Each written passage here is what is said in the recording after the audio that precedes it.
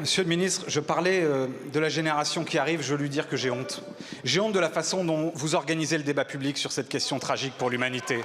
Monsieur le ministre, nous avons été capables dans cette enceinte de nous lever unanimement et de faire silence pour les victimes des actes terroristes du 7 octobre. Nous avons été capables de réclamer unanimement la libération des otages. Vous êtes incapables de la même unanimité pour dénoncer le génocide à Gaza, incapables de la même unanimité pour reconnaître l'État de Palestine. Vous ne répondez pas, vous fuyez vos responsabilités face à l'histoire et face au drame qui se joue là-bas. Monsieur le ministre, monsieur le Premier ministre, ressaisissez-vous.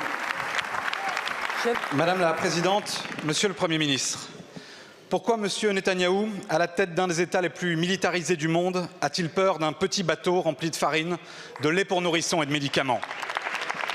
Pourquoi s'être comporté comme le chef d'un gang de voyous, en l'interceptant en pleine mer, violant les conventions internationales, foulant aux pieds le droit humanitaire et les valeurs fondamentales de toute civilisation?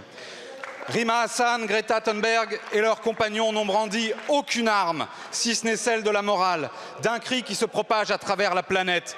Assez de femmes, d'hommes, d'enfants affamés, bombardés, asphyxiés, assez du massacre. Face au génocide, aux quatre coins du globe, les consciences s'éveillent. Enfin, les foules se lèvent. Le silence se brise jusqu'au cœur de la société israélienne.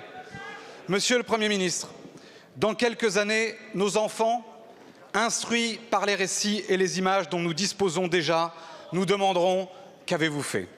Notre génération sera jugée par la prochaine et par l'histoire sur ses actes.